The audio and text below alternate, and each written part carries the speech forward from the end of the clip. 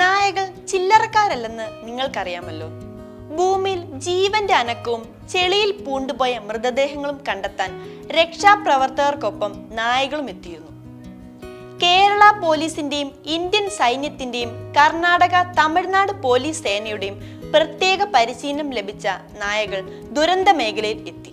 കേരള പോലീസിന്റെ ബെൽജിയൻ മലുന്ന ജനുസിൽപ്പെട്ട മായ, Murphy, Angel, Indian സൈന്യത്തിന്റെ ജാക്കി, ഡിക്സി, Sara എന്നീ കടാവർ നായകൾ മൃതദേഹങ്ങൾ കണ്ടെത്താനുള്ള ദൗത്യത്തിൽ മികച്ച സേവനമാണ് നടത്തിയത്.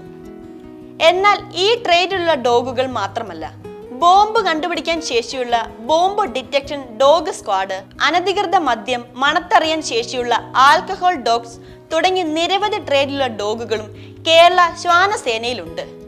കെഡാവർ ഡോഗുകളെ പരിശീലിപ്പിക്കുന്നത് മൃതശരീര ഭാഗങ്ങൾ നൽകിയാണ്. അതേസമയം ആൽക്കഹോൾ ഡോഗുകൾക്ക് മദ്യം നൽകുന്നു. ഡോഗുകൾ ഡിറ്റക്ഷൻ ഡോഗുകൾക്കാവട്ടെ എക്സ്ക്ലൂസീവ് മെറ്റീരിയലുകൾ നൽകിയും കേരള പോലീസ് പരിശീലിപ്പിക്കുന്നു.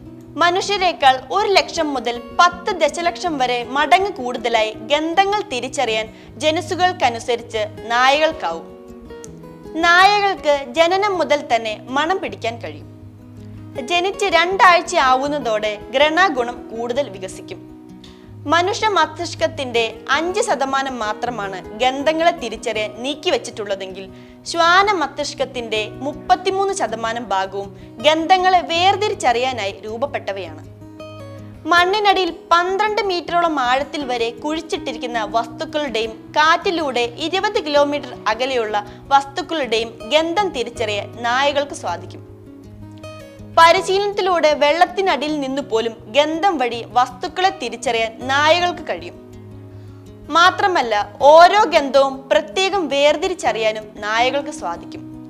ഒരിക്കലറിഞ്ഞ ഒരു ഗന്ധത്തെ പിന്നീട് തോത് കുറവാണെങ്കിലും പാർട്ട് പെർ ബില്യൺ എന്ന തീരെ ചെറിയ ഗാഢതയിൽ പോലും മനസ്സിലാക്കാൻ നായകൾക്കാവും. പ്രത്യേകം പരിശീലനം വഴി ഈ ഗുണങ്ങൾ മെച്ചപ്പെടുത്തി ദുരന്ത വേളകളിലും മറ്റും ഉപയോഗപ്പെടുത്താൻ തക്ക മികച്ച ശ്വാസസേനയായി നായ്ക്കളെ മാറ്റിയെടുക്കാം. ഒരു ഡോഗിനെ പരിശീലിപ്പിക്കുന്നതാണ് ഡോഗ് സ്ക്വാഡിനെ സംബന്ധിച്ചിടത്തോളം ആദ്യപടി.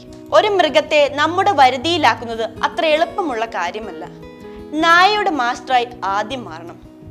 അതിനുവേണ്ടി നായയെ ബ്രഷ് ചെയ്തും കുളിപ്പിച്ചും അവയെ ബോധ്യപ്പെടുത്തണം. നായയുമായി ആത്മബന്ധം സ്ഥാപിച്ച ശേഷമാണ് ട്രെയിനിങ്ങിന്റെ തുടക്കം. നായ നമ്മുടെ ഇടതുവശം ചേർന്ന് നടക്കുന്നതിന് വേണ്ടി നൽകുന്ന കമാൻഡാണ് ഹീൽ. നായകളെ ആദ്യം പഠിപ്പിക്കുന്ന വാക്കും ഇതായിരിക്കും. സ്വതന്ത്രമായി നടക്കാൻ ഇവയെ അനുവദിക്കില്ല. നായയുടെ പേര് വിളിച്ച് ശീലിപ്പിക്കുകയും തുടർന്ന് സിറ്റ്, അപ്പ് എന്നിവ പഠിപ്പിക്കുന്നത് പോലെയുള്ള കാര്യങ്ങളിലേക്ക് കടക്കുന്നു.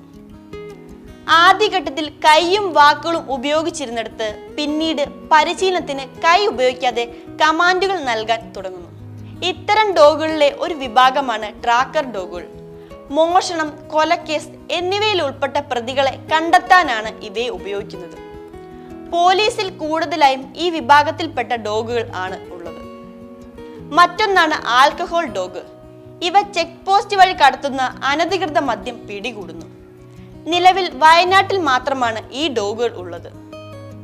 മൃതശരീര ഭാഗങ്ങൾ ഒളിപ്പിച്ചു വെച്ചാണ് കെഡാവറിന്റെ പരിശീലനം. ശേഖരിച്ചു വെക്കുന്ന മനുഷ്യ ശരീര ഭാഗങ്ങൾ അതിനുവേണ്ടി ഉപയോഗിക്കുന്നു. മൃതദേഹങ്ങളുടെ ദുർഗന്ധമാണ് ഇവർ ആളുകളെ കണ്ടെത്താൻ ഉപയോഗിക്കുന്നത്. ഈ വീഡിയോ നിങ്ങൾക്ക് ഇഷ്ടമായാൽ ലൈക്ക് ചെയ്യുക. കൂടുതൽ വീഡിയോകൾക്കായി യോഗനാഥം ന്യൂസ് ചാനൽ സബ്സ്ക്രൈബ് ചെയ്യുക.